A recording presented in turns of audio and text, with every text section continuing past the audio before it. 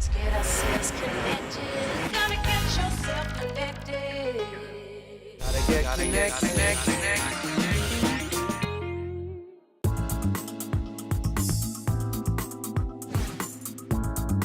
Well, we've seen how technology's changed some media industries, music being a great example. It's doing it with music and now also books as well. We've got Brent de Waal from Sony.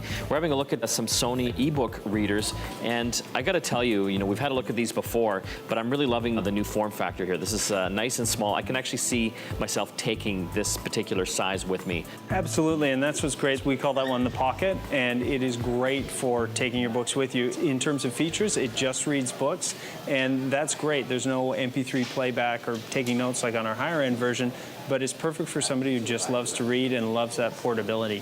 And from what I understand too, it's finally getting down to a lower price point that I think would make it more appealing to a wider audience. Before we were looking at like between $400 to $500 for these things. Right, so these are starting at $259 now. They hold around 300 books at any one time. You can have more in your computer, but you can carry 300 with you, so it's a lot of reading.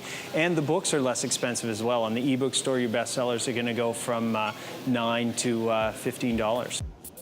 So anything that you see in a bookstore, most of those titles are online. If you go to ebookstore.sony.com, you can just have a look and see what titles are available right now. So we've got the two new models here. This particular one, you can hold 300 books, you said, but it doesn't have any expandable memory. Right, so again, this is for the person who just wants to read books. On our 600, our touch model, we have both an SD card and a memory stick Pro card. So you can add, up to 16 gigs more of books, so thousands and thousands of books. Who reads that many books, though? I don't know, perhaps you need the reference. Yeah. I mean, there'll be some people.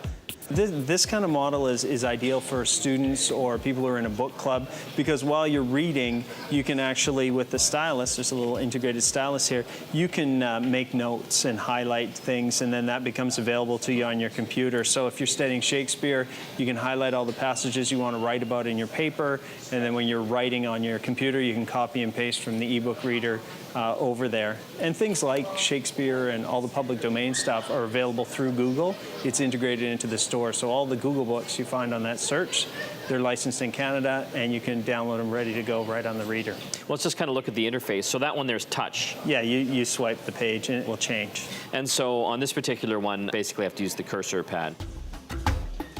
And so let's just go to the home page on this, and I'm sure it's kind of a similar situation here. But here we've got everything. I can continue reading the book that I was on. I can go to different books that I might have preloaded on this one here as well. And what if I wanted to go to a different page? Like, I don't want to have to sit there and keep hitting the next right button. You can just enter the number keys of the page you want to go to. Oh, got it. So if I want to go to page 15, for example, I just hit 1 and then hit 5. And then you hit your enter, which is the middle there. Presto Kazinga, it works. Let's talk about battery life, because with electronics, you're out on vacation, you don't have to be charging this thing all the time. Right, and this is a different technology. It's called e-ink, and it uses power in a different way. It uses power primarily to refresh the page, and once it's refreshed, it's not drawing any power to keep the display running. So we have battery life in terms of page turns, so you get about 7,500 page turns. So That's a lot of books. That's a lot of books. Yeah. But you turn it on and you flip things back and forth, and you can turn it off so it clears. But I'm finding I read about a novel and a half a month. I'm charging it once every 3 weeks. So if you're on a 2-week vacation, you wouldn't have to worry about recharging this right. thing. And you don't have to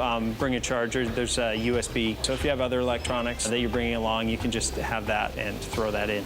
Thanks for coming on the show, Brent. You bet.